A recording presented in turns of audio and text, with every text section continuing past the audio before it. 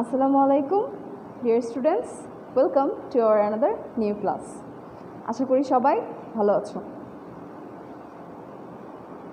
তোমাদের অনলাইন ভিত্তিক ক্লাসে তোমাদের সবাইকে সুস্বাগতম জানাচ্ছি। গত কয়েকটি ক্লাসে আমি তোমাদেরকে দেখিয়েছিলাম ন্যারেশনের একদম শুরু থেকে কিভাবে তোমরা স্টার্ট করবে। যারা ন্যারেশনকে ভয় পাও সেই ভীতি যেন তোমাদের মধ্যে আর কাজ না করে। তো প্রাথমিক আমি আমার আগের 3টি ক্লাসে আলোচনা করেছি। আজকে আমাদের চতুর্থ ক্লাস ন্যারেশনের উপরে। এই ক্লাসটিতে আমি আজকে তোমাদেরকে দেখাবো কি করে আমরা সেন্টেন্স ওয়াইজ ন্যারেশনগুলোকে চেঞ্জ করতে পারি। অর্থ অনুসারে আমরা জানি সেন্টেন্স 5 প্রকার। সেই 5 প্রকারেরই আজকে যে এই ভাগটা আমি করব সেটা হচ্ছে অ্যাসার্টিভ সেন্টেন্সের ন্যারেশনের ক্ষেত্রে কী কী ধরনের পরিবর্তন তোমাদের আনতে হবে সেগুলো সম্পর্কে। তাহলে চলো ক্লাস শুরু করে দিই। অ্যাসার্টিভ সেন্টেন্স বলতে আমরা মূলত কি বুঝি? অ্যাসার্টিভ সেন্টেন্স হচ্ছে বিবৃতি প্রদান করা বা বর্ণনা দেয়া। যখন কোনো বাক্যের মাধ্যমে আমরা বিবৃতি প্রদান করে থাকি বা কোনো কিছুর বর্ণনা দিয়ে থাকি তখন আমরা সেই সেন্টেন্সকে বলি অ্যাসার্টিভ সেন্টেন্স।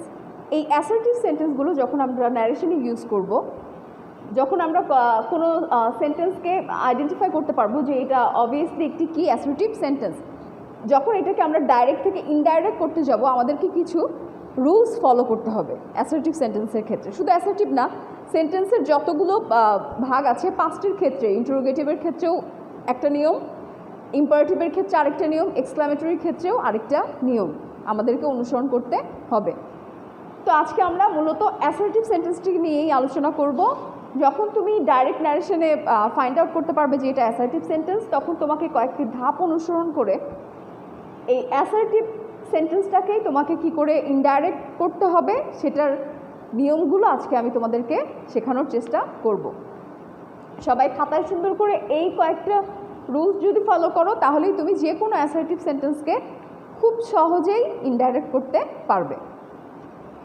দেখো আমি কি লিখেছি ফার্স্টে, অ্যাসার্টিভ সেন্টেন্সের ইনডাইরেক্ট ন্যারেশনের রূপান্তরের ক্ষেত্রে নিম্নলিখিত নিয়মগুলো অনুসরণ করে। অ্যাসার্টিভ সেন্টেন্সটাকে যখন আমরা ইনডাইরেক্ট করতে যাব তখন আমরা কি করব, এই নিচের নিয়মগুলোকে অনুসরণ করব এবং অন্য মৌলিক নিয়মগুলো অনুসরণ করতে হবে। এছাড়াও মৌলিক নিয়ম যেগুলো আমি তোমাদেরকে আগের 3টি ক্লাসে শিখিয়েছি সেগুলোও তোমাদেরকে কি করতে হবে, ফলো করতে হবে। ফার্স্ট রুলস যেটা, রুল 1,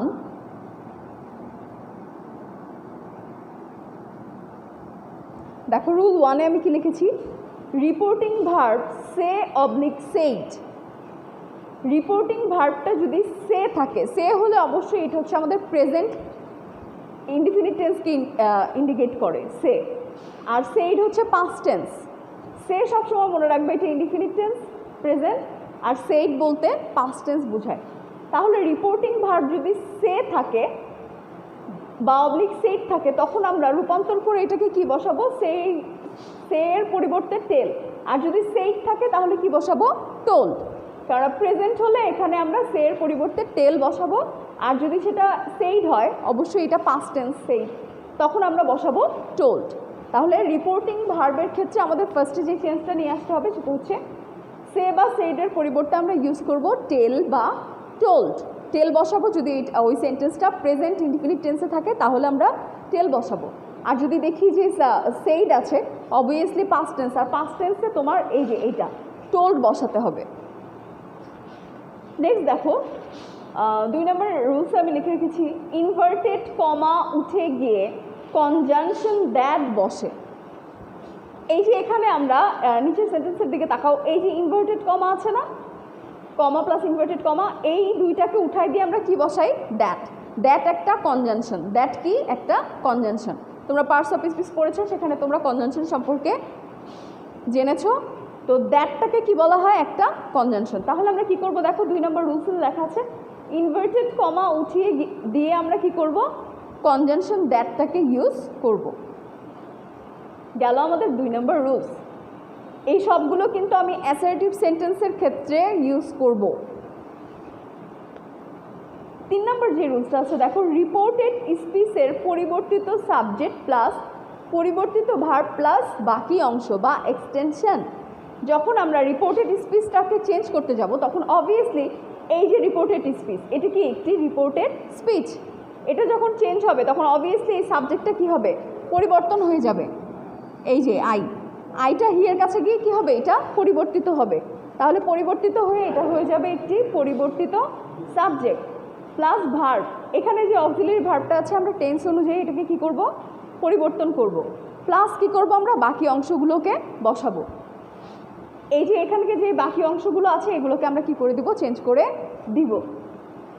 তাহলে দেখো 3 নম্বর রুলস অনুযায়ী রিপোর্টেড স্পিচের পরিবর্তিত সাবজেক্ট প্লাস পরিবর্তিত ভার্ব। ফার্স্টে আমরা সাবজেক্ট বসাবো রিপোর্টিং ভার্বের সাথে মডিফাই করে, তারপরে আমরা কি করব, একটি ভার্ব বসাবো। ভার্বের পরে আমরা কি বসাবো, বাকি অংশ যা আছে তাই। এবার দেখো আমরা এক্সাম্পলে চলে যাই। আমি তোমাদের সুবিধার্থে কয়েকটি এক্সাম্পল লিখে রেখেছি যাতে তোমরা খুব ইজিলি ক্যাচ আউট করতে পারো।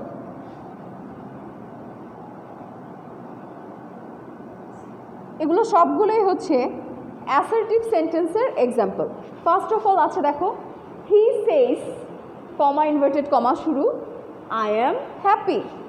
বারবার বলতেছি এই যে ইনভার্টেড কমার ভিতরের অংশটুকুকে বলা হয় রিপোর্টেড স্পিচ, রিপোর্টেড স্পিচ। আর ইনভার্টেড কমার বাহিরের যে অংশটুকু থাকে এগুলোকে বলা হয় রিপোর্টিং ভার্ব। তো এখন আমরা এই সেন্টেন্সটাকে যখন, এটা অবভিয়াসলি কি একটি অ্যাসার্টিভ সেন্টেন্স, এর ফর্মটা কোন ফর্মে আছে, অ্যাসার্টিভ সেন্টেন্স, এবং আমরা দেখতে পাচ্ছি এটা প্রেজেন্ট ইনডিফিনিটে আছে, টেন্স অনুযায়ী এটি কি প্রেজেন্ট ইনডিফিনিটে রয়েছে। এখন আমরা যখন এটাকে যদি এখন আমরা ডাইরেক্ট থেকে ইনডাইরেক্ট করতে যাই তাহলে কি করব, দেখো হি সেজ যা ছিল হুবহু বসালাম, হি সেজ কোনো পরিবর্তন নাই।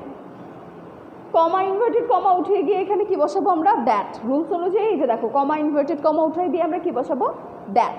এরপরে দেখো পরিবর্তিত সাবজেক্ট, এই যে আই, রিপোর্টেড স্পিচের সাবজেক্টটাকে এখন আমি রিপোর্টিং ভার্বের সাবজেক্টের সাথে মডিফাই করব। আইটা যখন এই হিয়ের কাছে চলে গেছে তখন এটা চেঞ্জ হয়ে কি হবে, হি, কেননা সে বলতেছে। হি সেজ, কে বলতেছিল বাক্যটা, সে। এখানে কিন্তু তুমি বলনি, যদিও এখানে আই আছে, কারণ আমরা এখন একজনের বক্তব্যকে আরেকজনের কাছে উপস্থাপন করতেছি, তখন তার কথাটাকেই কি করতে হবে, তুলে ধরতে হবে। তাহলে আইটাকে আমরা হি এর সাথে যদি মডিফাই করি তাহলে দেখো এখানে হি চলে আসছে। হি চলে এসে, যেহেতু এটা প্রেজেন্ট ইনডিফিনিট টেন্স, প্রেজেন্ট ইনডিফিনিটের ভার্ব কি হয়, অ্যাম, ইজ, আর। তো এখানে হয়ে যাবে ইজ, হি ইজ হ্যাপি, কারণ হি এর সাথে অ্যাম হয় না, তখন তুমি এখানে অ্যাম বসাতে পারবে না, হি এর সাথে তোমাকে বসাতে হবে ইজ। প্রেজেন্ট ইনডিফিনিটের ভার্ব অ্যাজ ওয়েল অ্যাজ, এবং থার্ড পারসন ছিল, এখানে তোমাকে বসাতে হবে ইজ। এবং বাকি কি আছে দেখো, এক্সটেনশন হ্যাপি, শেষ সেন্টেন্স। আবার দেখো he says that he is happy, directly কী ছিল, he says I am happy, সে বললো আমি খুব সুখী। যখন আমরা এটাকে ইনডাইরেক্ট করতে যাব তখন আমরা কি ইউজ করব, he says that he is happy. তারই কথা বলতেছো যে সে বলেছে সে খুব সুখী। নেক্সট ওয়ান দেখো, আই সেই টু হিম, আমি তাকে বললাম, কমা ইনভার্টেড কমা শুরু আই শ্যাল নট গো, আমি তাকে বললাম আমি যাব না। এখন এই সেন্টেন্সটাকে যদি ইনডাইরেক্ট করি তাহলে কি হবে, দেখো এই সেন্টেন্সটা কিন্তু এখানে দেখো সেড টু আছে, পাস্ট ইন্ডিকেট করছে, রিপোর্টিং ভার্বটা পাস্ট আছে। তাহলে আমি তোমাকে ফার্স্টেই বলে দিয়েছিলাম যখন সেড থাকবে, সেড টু থাকবে, ওইটার পরিবর্তে আমাকে এখানে ইউজ করতে হবে টোল। সেড টুর পরিবর্তে আমি কি নিয়ে আসবো, টোল। তাহলে আই টোল্ড হিম, জাস্ট খালি আমরা সেড টুর পরিবর্তে এখানে টোল্ড ইউজ করেছি, হিম ছিল হিম বসাই দিছি, কমা ইনভার্টেড কমা উঠে গিয়ে কি বসছে এখানে, দ্যাট। এখন যেহেতু এখানে ফার্স্ট পারসন ছিল আই, আয়ের সাথে মডিফাই করলে আই হচ্ছে, তাহলে এখানে পরিবর্তিত সাবজেক্ট আমার নেই, আয়ের সাথে মডিফাই করে এখানে আই হয়, তাহলে এখানে আমি আই বসালাম।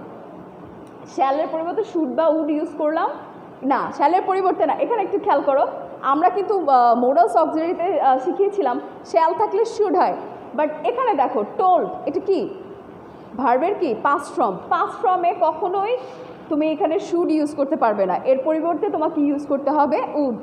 তাহলে যখনই দেখবে রিপোর্টিং ভার্বটা পাস্ট ফর্মে আছে, এখানে শ্যাল হওয়া সত্ত্বেও আমরা এখানে শুড ইউজ করব না, আমরা কি ইউজ করব এখানে, উড।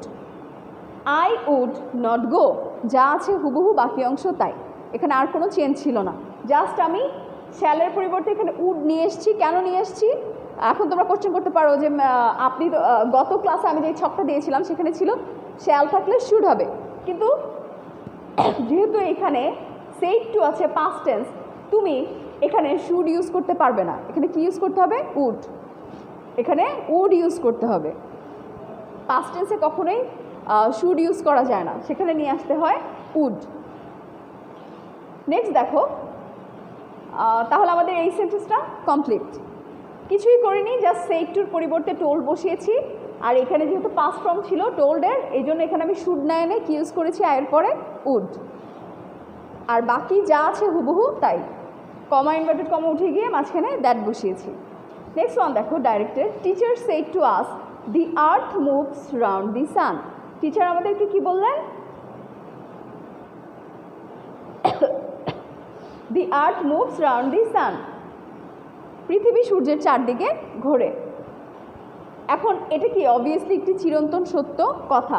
তো আমি গত ক্লাসে তোমাদেরকে বলেছিলাম কোনো চিরন্তন সত্য কথাকে কখনোই চেঞ্জ করবে না, যা আছে হুবহু সেটাকে বসিয়ে দিবে।